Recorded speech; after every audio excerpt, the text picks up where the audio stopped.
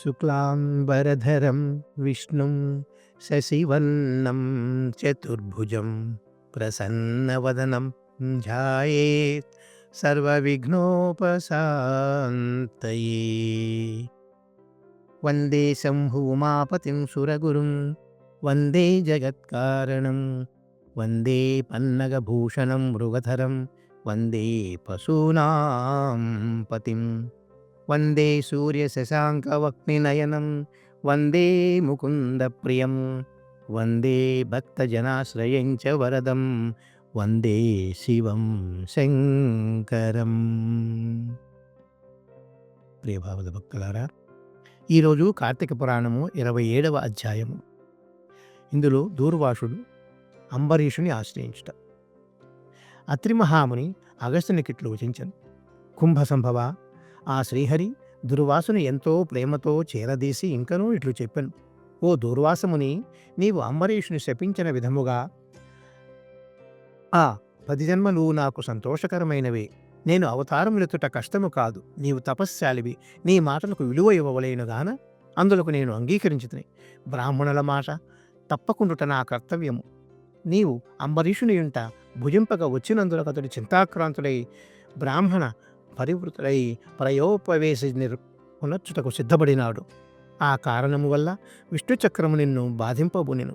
ప్రజారక్షణమే రాజు ధర్మము గాని ప్రజాపీడనము కాదు. ఒక బ్రాహ్మణుడు దుష్టుడైనచో వాణ్ణి జ్ఞానులకు బ్రాహ్మణులే శిక్షింపవలెను. ఒక విప్రుడు పాపి అయిన మరొక విప్రుడే దండించవలెను. ధనుర్బాణములు ధరించి ముష్కరుడై యుద్ధములకు వచ్చిన బ్రాహ్మణుని తప్ప మరెవరిని ఎప్పుడూ దండించకూడదు. బ్రాహ్మణ యువకుని దండించుట కంటే పాతకములే. విప్రుని హింసించువాడును హింసింపజేయువాడును బ్రాహ్మణ హితకులకి న్యాయశాస్త్రములు ఘోషించుచున్నవి.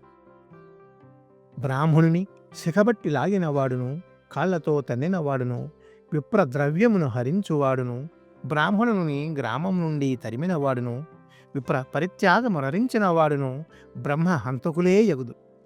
కావున ఓ దూర్వాస మహర్షి, అంబరీషుని గురించి తపశ్శాలియు విప్రోత్తముడును అగు దూర్వాసుడు నా మూలమున ప్రాణ సంకటము పొందుచున్నాడు.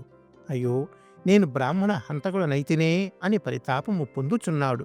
కాబట్టి నీవు వేగమే అంబరీషుని కడకేగుము. అందువలన మీ ఉభయులకు శాంతి లభించును అని విష్ణువు దుర్వాసునకు నచ్చజెప్పి అంబరీషుని వద్దకు పంపారు. ఇది సప్తవింశోధ్యాయము 27వ రోజు పారాయణము సమాప్తం.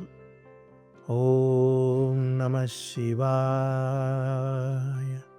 శాంతాకారం భుజగశయనం పద్మనాభం సురేశం విశ్వాధారం గగనసదృశం మేఘవర్ణం శుభాంగం లక్ష్మీకాంతం కమలనయనం యోగిహృద్యానగమ్యం వందే విష్ణుం భవభయహరం సర్వలోకైకనాథం. ఓం శాంతి.